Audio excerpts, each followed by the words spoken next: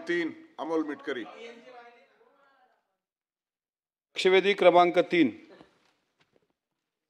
वितरित केल्याप्रमाणे सभापती महोदय, आज सभागृहामध्ये ही लक्षवेधी चालू असताना संपूर्ण महाराष्ट्रातील कृषी उत्पन्न बाजार समित्यांचं लक्ष या लक्षवेधीकडे आहे। उशिरा का होईना मला न्याय दिल्याबद्दल मी आपलं मनापासून आभार मानतो। महाराष्ट्राच्या अर्थव्यवस्थेचा कणा दरेकर साहेब ह्या कृषी उत्पन्न बाजार समिती आहेत राज्यामधल्या, आणि सर्व सभागृहाला विनंती आहे की या लक्षवेधीला गांभीर्याने घ्यावं, कारण माननीय मंत्री महोदयांच्या डिपार्टमेंटकडून प्राप्त झालेलं उत्तर हे किती चुकीचं आणि किती निरर्थक आहे हे मी तुम्हाला सप्रमाण या ठिकाणी दाखवतो की कोण अधिकारी आहेत सभापती महोदय जे अशा प्रकारची चुकीची उत्तरं देतात। त्यामुळे लक्षवेधीचं जे उत्तर सादर केलं त्याबद्दल पहिल्यांदा मी खेद व्यक्त करतो। उत्तरामध्ये दिलेलं आहे की भ्रष्टाचाराबाबत तक्रारीचा अर्ज 12/6/2024 आहे। आता 50 कोटीचा कापसाचा भ्रष्टाचार अकोट कृषी उत्पन्न बाजार समितीमध्ये झाला। त्याचप्रमाणे 50 कोटी रुपयापेक्षा वर ज्वारी खरेदीचा घोटाळा झालेला आहे। त्या संदर्भातली लक्षवेधी आहे। पणन मंत्री पण आहेत, सहकार मंत्री पण आहेत। सभापती महोदय, स्वतः माननीय मंत्री रावल साहेबांनी याबाबत या घोटाळ्याच्या चौकशीचे आदेश दिल्याचं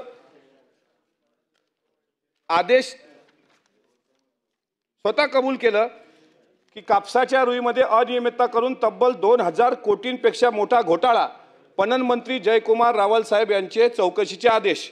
आता यांनी चौकशीचे जे आदेश दिले ते आदेश दिले 14/2/2025 ला, आणि चौकशीवर उत्तर आलं म्हणजे संबंधित विभागीय सहनिबंधक प्रवीण फडणवीस, संबंधित DDR लोखंडेजी आणि संबंधित AR म्हणजे विटणकर यांच्याकडून ते उत्तर प्राप्त झालं 29/6/2025 ला।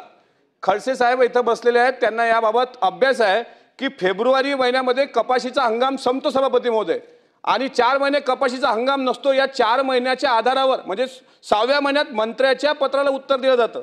इतकंच नाही, तत्कालीन मुख्यमंत्री एकनाथराव शिंदे साहेबांनी सुद्धा या भ्रष्ट कारभाराच्या चौकशीचं पत्र दिलं, त्यावर सुद्धा अद्यापही इथल्या अधिकाऱ्यांनी कुठली कारवाई केली नाही।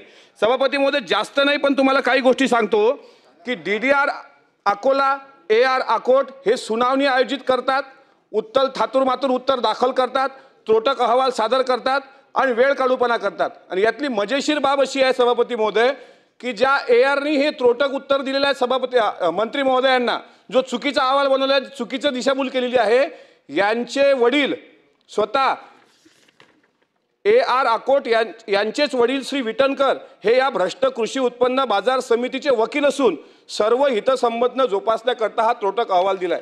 सभापती महोदय, 1 वर्ष उलटून गेल्यानंतरही यावर निष्कर्ष म्हणजे कुठला आलेला नाही। 50 कोटी रुपयाचा भ्रष्टाचार उत्तरात तर असंही दिलेलं आहे ज्वारी खरेदीच्या बाबतीत। उत्तर बघा तुम्ही मागच्या पानावर की Sant Narsing Maharaj farmer producer company Akot यांनी 5127 क्विंटल ज्वारी खरेदी व खरेदी विक्री सहकारी संघ अकोट यांनी 5032.5 क्विंटल ज्वारी नोंदणीकृत शेतकऱ्यांकडून खरेदी केली। कोण्या अधिकाऱ्याने उत्तर दिलं? पणन मंत्री महोदय, याचा तपास घ्या। मी तुम्हाला खोटे 7 बारे दाखवतो, जे 7 बारे ज्या 7 बाऱ्यावर ज्वारीचा पेराच नाही माननीय सभापती महोदय, 7 बारे आहेत। वाटल्यास मी मंत्री महोदयांना देतो, या शेतकऱ्याच्या कुठल्याही 7 बाऱ्यावर ज्वारीचा पेराच नाही, 1350 शेतकऱ्यांकडून 50 क्विंटल ज्वारी खरेदी केली असं उत्तरात सांगताय तुम्ही। तो कापसाचा घोटाळा पण तसाच, हा भ्रष्ट कारभार आहे। जरी तुम्हाला वाटत असेल तिथल्या ज्या पदोन्नती झाल्या, ज्या पदनियुक्त्या झाल्या, जे कार्यकारी मंडळ आहे त्यांनी हा कोट्यावधीचा भ्रष्टाचार केलाय। आता तुमच्या प्रश्नाच्या पूर्वी पंकज भोयर बोलत होते, माननीय मंत्री, ते सांगत होते की आपलं सरकार शेतकऱ्याच्या पाठीशी आहे। सदाभाऊ, हे तर रोल मॉडेल बनवलं पाहिजे। भ्रष्टाचाराचा अड्डा कसा असतो हे अकोट कृषी उत्पन्न बाजार समितीकडून शिकण्यासारखं आहे। पणन मंत्री महोदय, आपली प्रतिमा स्वच्छ आहे, शेतकऱ्यांच्या बाजूची आहे, कोणालाही यामध्ये वाचू नका। जे कोणी भ्रष्ट अधिकारी आहेत, ज्यांनी हा घोटाळा केलाय, ज्यांनी अपहार केलाय, तात्काळ तुम्ही ही कृषी उत्पन्न बाजार समिती बरखास्त करणार आहात का? संपूर्ण प्रकरणाची भ्रष्टाचाराची चौकशी करण्याकरता तुम्ही SIT नेमणार आहात का? आणि या संबंधित अधिकाऱ्यांवर फौजदारी गुन्हे दाखल करणार आहात का? हे 3 माझे प्रश्न आहेत। याचं उत्तर संपूर्ण महाराष्ट्र पाहतोय। सभापती महोदय, आपलं सरकार हे सातत्याने शेतकऱ्यांसाठी काम करतच आहे। अध्यक्ष महोदय, 4-5 विषय याच्यामध्ये गुंतागुंतीचे आहेत. अध्यक्ष महोदय, या प्रश्नामध्ये लिंट कमी असल्यामुळे लिंटच्या संदर्भात त्याच्यामध्ये 50 कोटीचा घोटाळा त्याच्या संदर्भात मांडलेला आहे. अध्यक्ष महोदय, त्याच्यामध्ये खरेदी विक्री संघ, आता मार्केट कमिटीमध्ये तर म्हटलंय खरेदी विक्री संघामध्ये सुद्धा ज्वारीमध्ये घोटाळा झाला असं सुद्धा मांडलंय.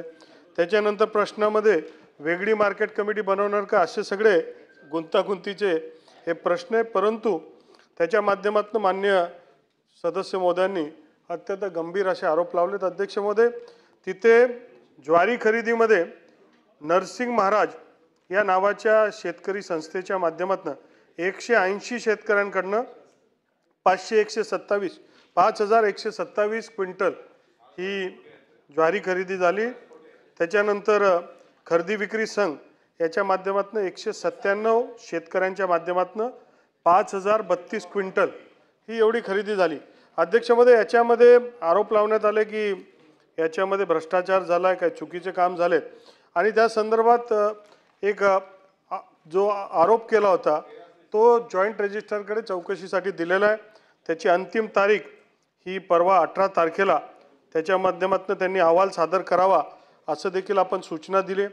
मंत्री आपले सहकाऱ्यांचं म्हणणं आहे की एक SIT लावी, तर SIT देखील याच्यामधनं लावण्यात येईल आणि काही चुकीचं झालं असेल तर कडक कारवाई करण्यात येईल.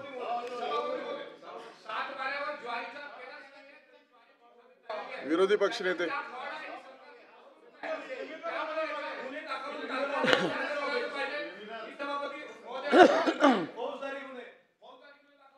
सभापती महोदय, अतिशय सिरियस मुद्दा आहे की 7/12 पेरा नसतानाच अशा पद्धतीनं ज्वारी असेल, अन्य काय उत्पादन असेल, पीक असेल, धान्य असेल हे दाखवलेलं आहे आणि हे अतिशय सुस्पष्ट आहे. 7/12 तपासला तलाठ्याला सगळं माहिती असतं, गावातलं पेरा कोणाचं काय कसं किती एकर आहे किती पेरलं हे सगळं क्लिअर असतं.